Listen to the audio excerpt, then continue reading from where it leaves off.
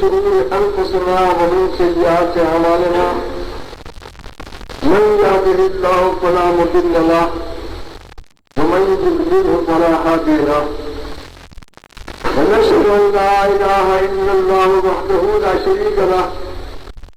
ونشهد أن سيدنا ومولانا محمدا عبده ورسوله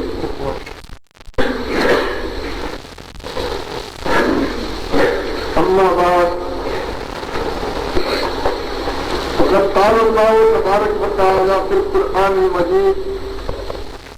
والفرقان الحميد بسم الله الرحمن الرحيم ألا إن أولياء الله لا خوف عليهم ولا هم يحزنون صدق الله مولانا العظيم وبلغنا رسوله النبي الكريم ونحن على ذلك لمن الشاهدين والشاكرين والآمنين والمطمئنين بسم الله الرحمن الرحيم إن الله وملائكته يصلون على النبي يا أيها الذين آمنوا صلوا عليه وسلموا تسليما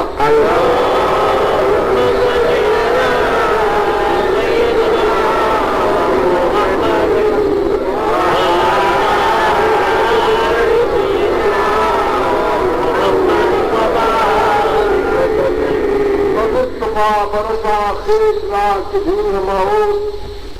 اگر بغور رسیدی تمام بول حدیث جی محمد سے وفا تو نے تو ہم تیرے ہیں یہ جہاں چیز ہے کیا لہو قلم تیرے ہیں اللہم صلی علی سیدنا مولانا محمد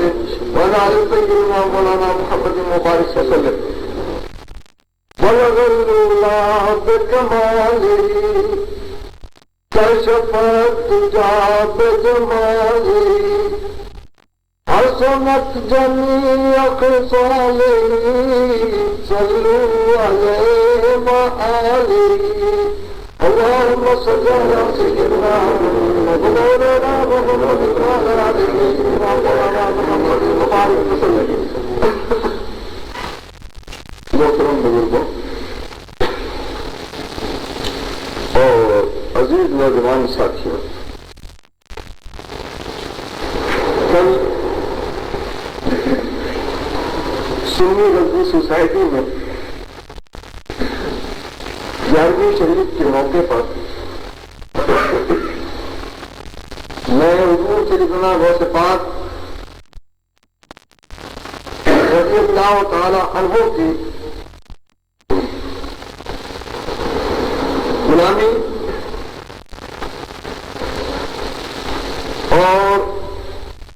ان کے وسیلے میں کیا برکتیں ہیں، اولیاء کرام کی کا دامن تھامنے میں کیا فائدہ ہے، اور اولیاء کرام کی غلامی میں داخل ہونے کا کیا فائدہ ہے، اس کے اوپر کچھ روشنی ڈال رہا ہے۔ اسی سلسلے میں میں نے عرض کیا تھا، دنیا اعلیٰ حضرت تو اعلیٰ حضرت بنے ہی اس لیے کہ انہوں نے بارگاہ غوث میں ایسی عاجزی اور ایسی انکساری دکھائی کہ ہر ایک نے تسلیم کر لیا کہ بزرگوں کی تعریف کرنے والا رسول پاک صلی اللہ تعالی علیہ وسلم سے محبت رکھنے والا ہو تو ایسا۔ میں عرض یہ کر رہا تھا کہ اعلیٰ حضرت تو بنے ہی اعلیٰ حضرت اس لیے کہ وہ بڑوں کے سامنے ہمیشہ جھک کر ان کے سامنے آئے۔ بڑوں کے برابر تو بننا تو کیا، اعلیٰ حضرت نے بڑوں کی جوتیوں کے برابر بھی اپنے آپ کو نہیں سمجھا۔ اعلیٰ حضرت کی تعلیم تھی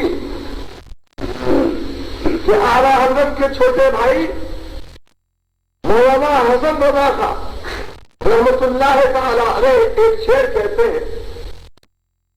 جس میں حضور اکرم صلی اللہ تعالی علیہ وسلم کی نالین پاک، حضور کی جوتیوں کی، حضور کی پاپوش مبارک کے سلسلے میں عرض کرتے ہیں کہ جو سر پہ رکھنے کو مل جائے نالے پاک حضور، جو سر پہ رکھنے کو مل جائے نالے پاک حضور، تو پھر کہیں گے کہ ہاں تاجدار ہے۔ یہ اعلیٰ حضرت ہی کی تعلیم کا نتیجہ تھا۔ لیکن اعلیٰ حضرت کے برعکس اس زمانے میں جو دوسرے عالم تھے وہ غوث پاک کو کیا سمجھتے، وہ حضرت خواجہ غریب نواز کو کیا سمجھتے، وہ دیگر اولیاء کرام کو کیا سمجھتے؟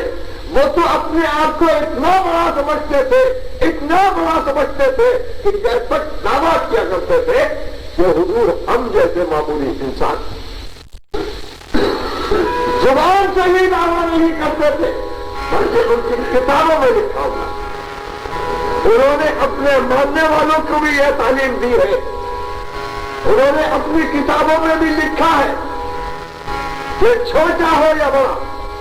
انسان جتنے بھی ہیں سب آپس میں بھائی ہیں۔ انسان جتنے بھی ہیں سب آپس میں بھائی ہیں، سو جو بڑے ہیں ان کی بڑے بھائی کی بھی تعظیم کرنا چاہیے۔ جتنے بھی انسان ہیں سمجھ لیجیے، ان انسانوں میں انبیاء بھی ہیں، اولیاء بھی ہیں، صحابہ کرام بھی ہیں، بزرگان دین بھی ہیں، سلف صالحین بھی ہیں، ہم اور تم جیسے گنہگار بھی ہیں، مومن بھی ہیں، مسلم بھی ہیں۔ ایک طرف حضور اکرم صلی اللہ تعالی علیہ وسلم ہے تو دوسری طرف فرعون بھی ہے، ابو جہل بھی ہے، شداد بھی ہے، حامان بھی ہے۔ لیکن لکھنے والا جو اپنے آپ کو بہت بڑا مولوی سمجھتا، یہ جس کے ماننے والے اسے شہید تک کا لقب دیا کرتے، وہ اپنی کتاب میں لکھتا ہے کہ جو جتنے بھی انسان ہیں وہ سب آپس میں بھائی، تو جو بڑے ہیں ان کے بڑے بھائی کی بھی تعظیم کرنا چاہیے۔ دنیا ایک طرف ایسے بھی لوگ ہیں، یہی شخص ہے جس نے یہاں تک لکھا اپنی کتاب میں کہ چھوٹا ہو یا بڑا اللہ کی شان کے آگے چمار سے ڈھالا بنی۔ مسلمانوں اپنے دل کے اوپر ہاتھ رکھ کے غور کرو، سوچو کہ ایک شخص لکھتا ہے چھوٹا ہو یا بڑا، غور کرو اس بات کے اوپر کہ چھوٹے سے کیا مطلب اور بڑے سے کیا مطلب۔ چھوٹے میں آ گئے ہم اور آپ، ہمارے جیسے اور دوسرے انسان، یہ تو ہوئے چھوٹے، اور بڑوں میں کون؟ بڑوں میں ہوئے اولیاء، جنہیں عام مخلوق جن کو بڑا سمجھتی ہے، وہ ہوئے بڑے اولیاء کرام ہوئے، صحابہ کرام ہوئے، بزرگان دین ہوئے، انبیاء ہوئے، اور خود حضور اکرم صلی اللہ علیہ وسلم۔ تو اب یہ لکھتا ہے کہ چھوٹا ہو یا بڑا اللہ کی شان کے آگے چمار سے نارا دلیل ہے۔ اب غور کیجیے، جہاں تک اللہ کی شان کا تعلق ہے، حقیقت یہ ہے کہ کوئی بھی مخلوق اللہ کی شان کے آگے کوئی حیثیت نہیں رکھتی۔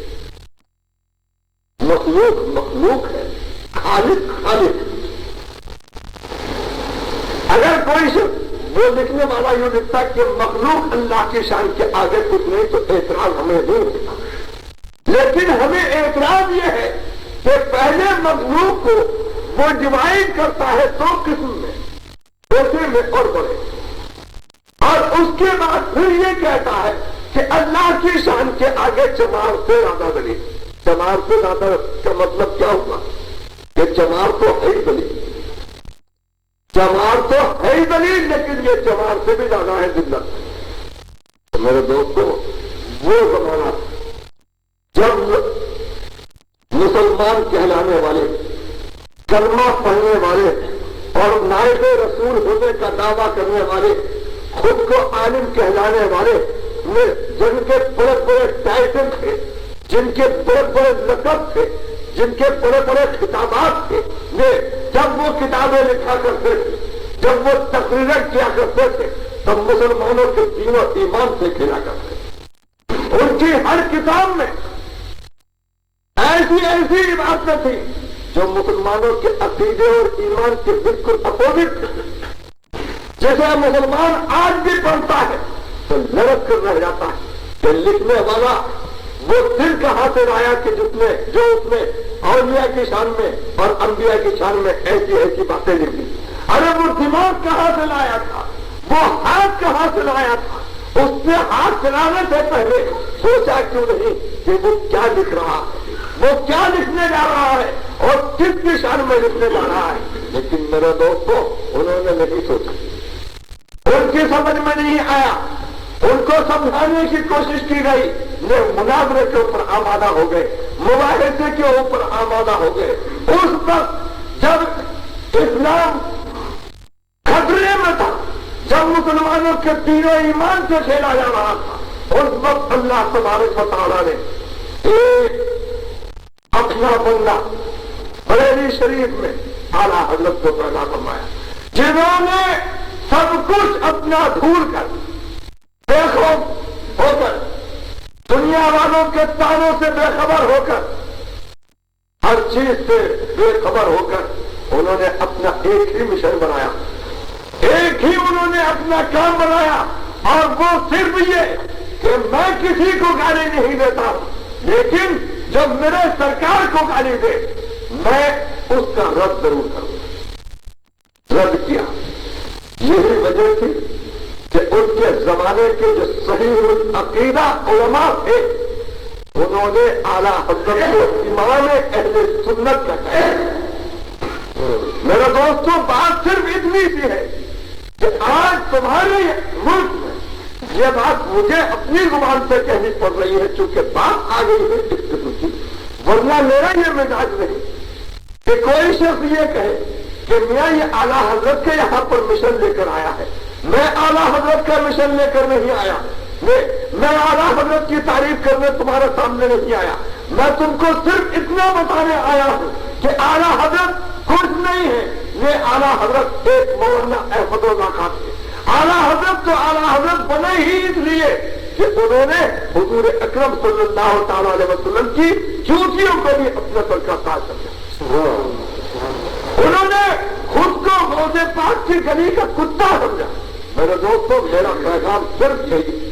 اعلیٰ حضرت کا مشن لے کر آیا ہوں، لیکن کیا مشن کہ میرے دوستوں، اعلیٰ حضرت تو اعلیٰ حضرت ہے، تم اپنی جگہ ہو، تم کو بھی سمجھنا ہے تو صرف یہی سمجھو، یہ غوث پاک کی گلی کا کتا سمجھو، رسول پاک صلی اللہ تعالیٰ علیہ وسلم کی چوٹیوں کو اپنے سروں سے بھی افضل سمجھو، کبھی یہ نہ سمجھو کہ وہ بھی انسان ہے اور ہم بھی انسان ہیں، فرق اتنا ہے کہ وہ پیغمبر ہے اور ہم امتی ہیں۔ میرے دوستوں، اگر یہ سمجھو گے تو پھر میں ایسے سمجھنے والے کو یہ کہوں گا کہ تم بھی انسان ہو، پر فرعون بھی انسان تھا، فرق کیا ہوا تم میں؟ انسان جتنے بھی ہوتے ہیں آپس میں بھائی بھائی ہوا کرتے ہیں، تو ایک طرف تم ہو دوسری طرف فرعون ہے، تو کیا کوئی شخص یہ پسند کرے گا کہ میں اس سے یہ کہوں کہ فرعون تیرا بھائی؟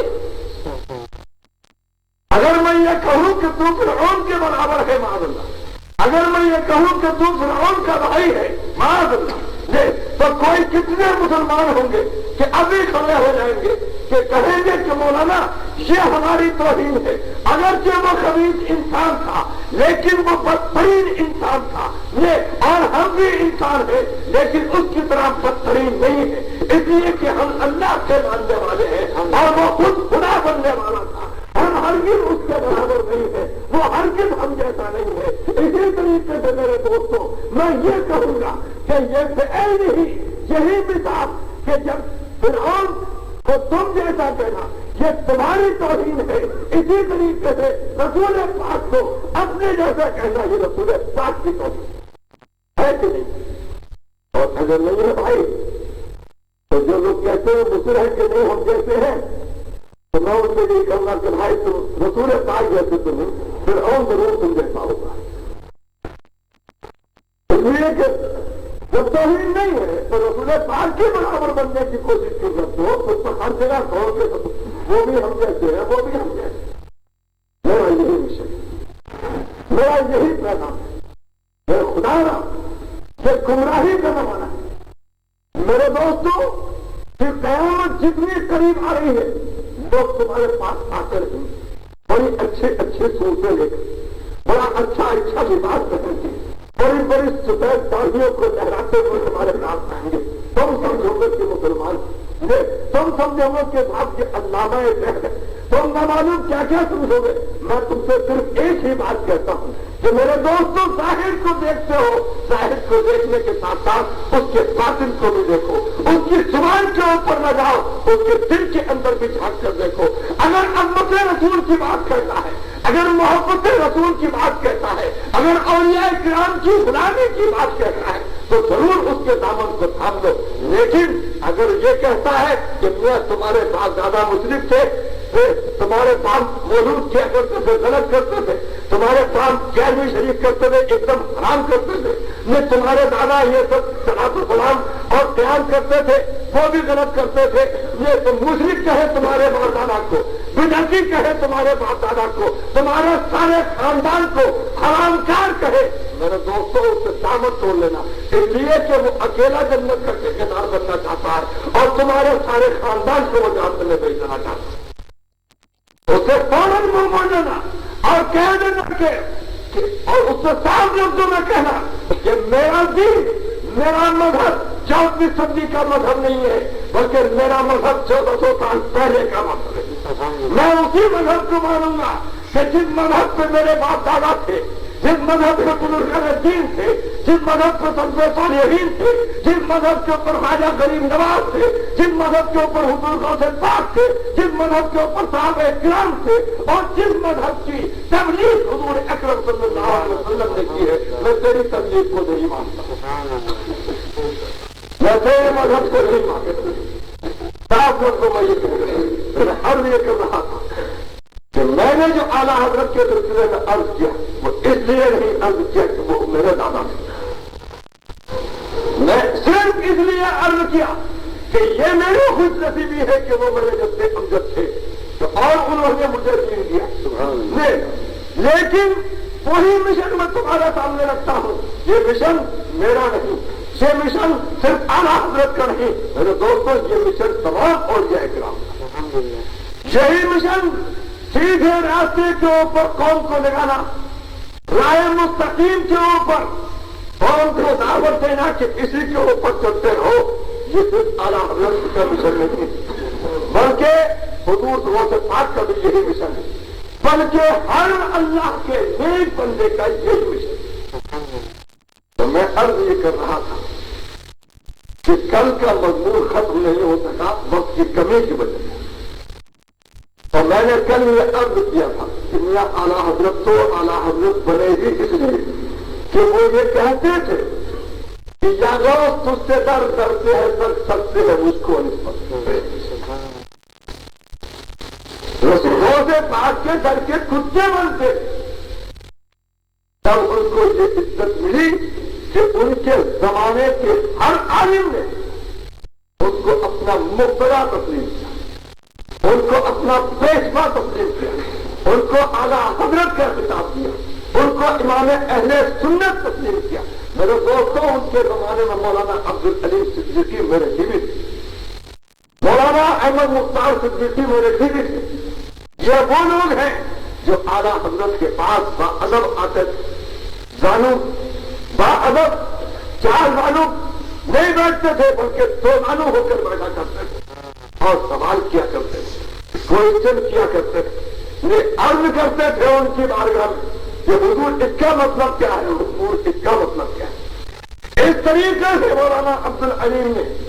اور دیگر علماء کرام نے شاگردی کی ہے اعلیٰ حضرت اور ان کو اعلیٰ حضرت کا لقب دیا. تو اعلیٰ حضرت غوث پاک کی تعریف کرے تو کون بڑی بات ہے, کون بڑی بات ہے. اپنے تو تعریف کیا کرتے ہیں اپنے بزرگوں کی, لیکن غوث پاک کی شان یہ ہے کہ اعلیٰ حضرت تو اعلیٰ حضرت تھے اور غوث پاک کے در کے کتے وہ تو الگ رہے, غوث پاک کی شان یہ ہے کہ مخالفین بھی ان کی تعریف کرنے کے اوپر مجبور، کیوں؟ اس لیے کہ مخالفین میں ایک بہت بڑی شخصیت گزری ہے اور تمام مخالفین ان کو اپنا حکیم الامت مانتے، حکیم الامت کا لقب ہے ان کو۔ انہوں نے ایک کتاب لکھی، کتاب کا نام بھی نوٹ کر لو، میلاد النبی۔ میلاد النبی میں آپ لوگوں نے سوال نہیں کیا، مجھ سے عجیب بات ہے، بہت یہاں کے لوگ سیدھے سادے ہیں، آپ کو شوق نہیں لگا، کچھ آپ کے ذہن کو جھٹکا نہیں لگا کہ میاں مخالفین کے مذہب میں تو میلاد النبی کرنا شرک ہے؟ آپ نے مجھ سے سوال نہیں کیا کہ جب میلاد النبی کرنا ان کے مذہب میں شرک ہے تو میلاد النبی کے نام سے کتاب لکھنا کب سے جائے گا؟ جب میلاد کرنا شرک ہے تو کتاب لکھنا بھی شرک۔ آپ نے مجھ سے سوال نہیں کیا، خیر اچھا ہی، ورنہ میں آپ کو کوئی جواب نہیں دے سکتا، میں کیا جواب دے سکتا ہوں؟ میں تو صرف اتنا کہہ سکتا ہوں کہ نامعلوم کس شعبے میں آ کر انہوں نے میلاد النبی کے نام سے کتاب لکھ دی، اور جس کو یقین نہ آتا ہو اس کو آج میں ایڈریس دیتا ہوں، دہلی سے کتاب طلب کر لے اور خود پڑھے اس کو۔ تو اس میں ایک جگہ وہ لکھتے ہیں کہ حضور اکرم صلی اللہ تعالی علیہ وسلم سے واسطہ توڑ لینا دین اور ایمان سے محرومی کی علامت، ان کا واسطہ توڑ لینا یہ دین سے اور ایمان سے محرومی کی علامت ہے۔ کیوں؟ اس لیے کہ دینے والا تو اللہ تعالیٰ ہی ہے، لیکن جو کچھ دیتا ہے وہ ان کے واسطے سے دیتا ہے، تو واسطے جب ان کے واسطے سے ملتا ہے تو واسطے سے منہ موڑ لینا محرومی کی علامت ہے۔ پھر آگے بڑھ کر لکھتے ہیں کہ حضور اکرم صلی اللہ تعالی علیہ وسلم کی ذات تو بہت اونچی ہے، بلکہ بسا اوقات اولیاء اللہ کی شان میں بھی ادنا سی گستاخی سلب ایمان کا سبب بن جاتا ہے۔ یعنی کوئی شخص کسی ولی کی شان میں ادنا سی گستاخی کرے تو اللہ تبارک و تعالیٰ اس کے ایمان کو اس کے دل سے سلب کرنے کا مولوی اشرف علی صاحب لکھتے ہیں۔ پھر اس کے اوپر ایک مثال دیتے ہیں، ایک واقعہ لکھتے ہیں کہ دیکھو جب حضور سیدنا غوث پاک بچے تھے اور بغداد شریف کے ایک مدرسے میں تعلیم حاصل کر رہے تھے، اس وقت بغداد شریف میں ایک زرمائش آئی اور ان کی شہرت ہر طرف پھیل گئی۔ تو ایک مرتبہ بغداد شریف کے 3 اسٹوڈنٹس نے پروگرام بنایا کہ ہم بھی جا کر اس درویش کی زیارت کریں، ہم بھی جا کر دیکھیں۔ تو یہ تینوں چلے، راستے میں ایک دوسرے سے پوچھنے لگے کہ بھائی تم کیوں جا رہے ہو، تمہارا کیا مقصد ہے؟ معلوم یہ ہوا، مولوی اشرف علی صاحب کی کتاب سے معلوم ہوا کہ اس زمانے میں بھی لوگ اولیاء کرام کی خدمت میں اپنی حاجتیں لے کر جایا کرتے، اس لیے کہ وہ جانتے تھے، ان کا یہ ایمان تھا کہ یہ اللہ کے نیک بندے ہیں، دینے والا اللہ ہے، لیکن ان کے وسیلے سے دیتا ہم مولوی اشرف علی کی کتاب سے معلوم ہوا۔ تو ایک دوسرے سے پوچھتے ہیں کہ تم کیا کر لینے جا رہے ہو، تمہاری کیا حاجت ہے، تمہارا کیا منشا ہے؟ تو ان میں سے ایک نے کہا کہ بھائی میں تو ان سے اپنے لیے فراخی رزق کی دعا کرانے جاتا ہوں۔ اللہ تعالیٰ روزگار میں برکت عطا فرمائے، دین و دنیا کی دولت عطا فرمائے، میں تو ان سے یہ دعا کرانے جاتا ہوں۔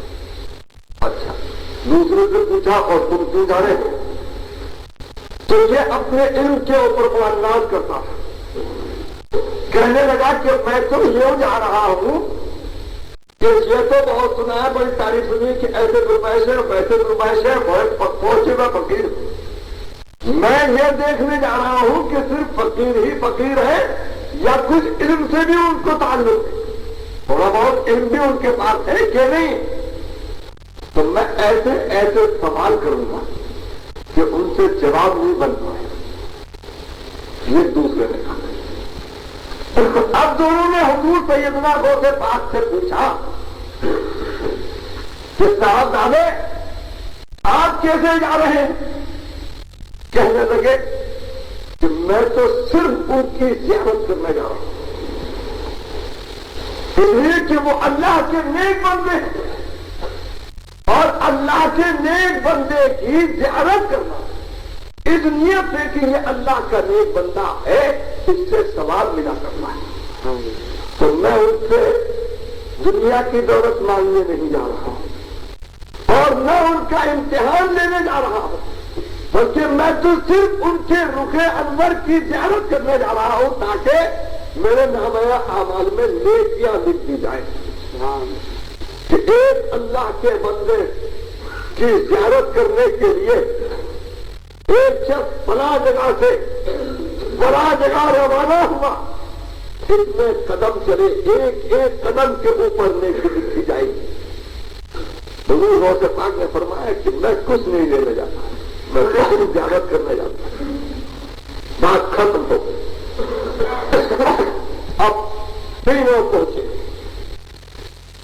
ان درویش کی خدمت میں پہنچے۔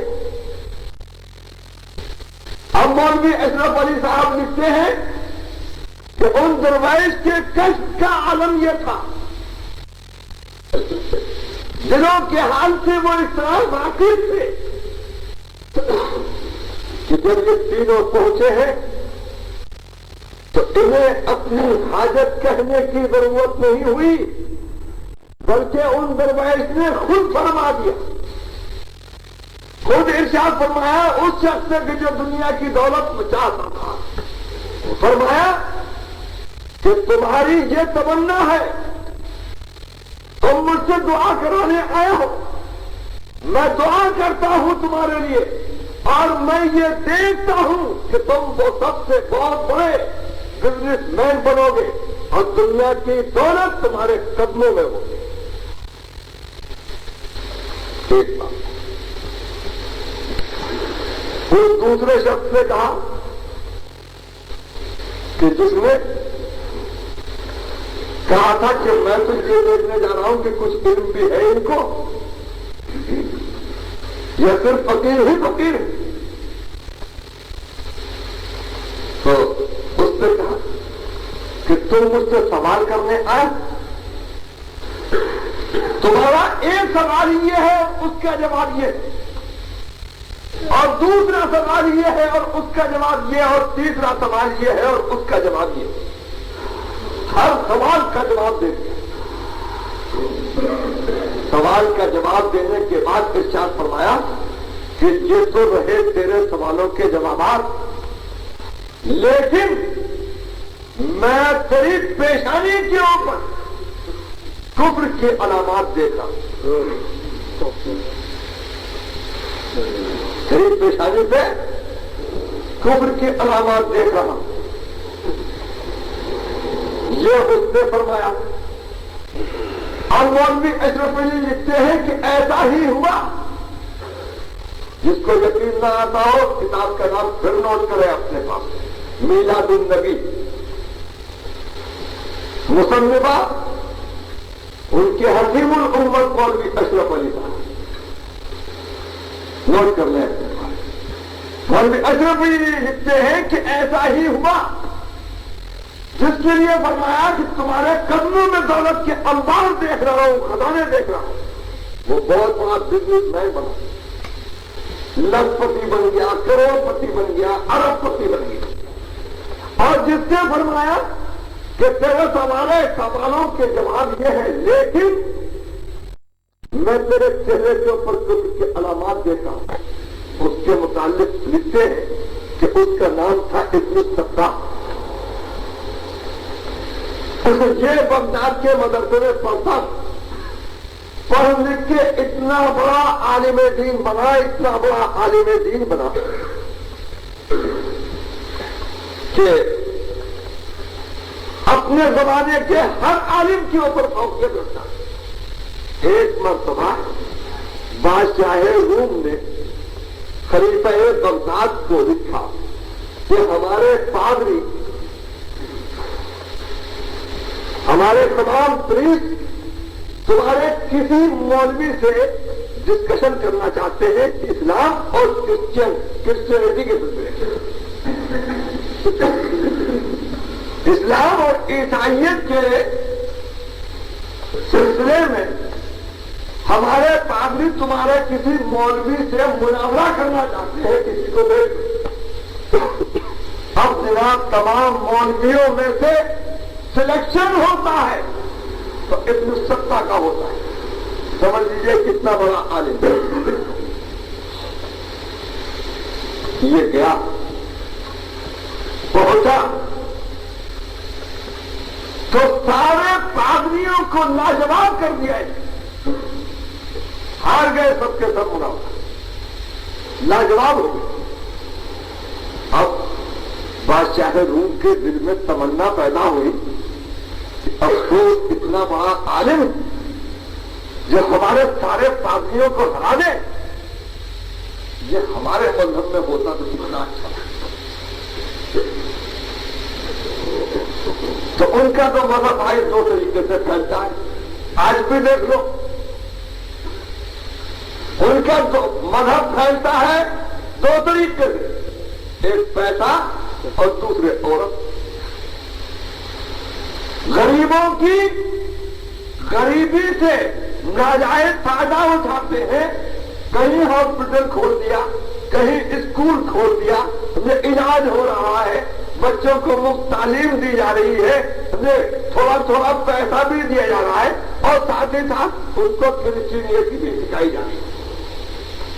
एक तरीका तो ये है उनका। और जब देखते हैं कि भाई ये पैसे का लालची नहीं है तो उसके सामने कोई खूबसूरत औरत कर देते हैं। और आज का मुसलमान बच्चे की तबाही की यही बोल कि दीन पर अमल करता है, कुछ करता है और कुछ नहीं करता। बेपर्दा पर्दे वगैरह का इसको कुछ शौक नहीं रहा। नतीजा ये होता है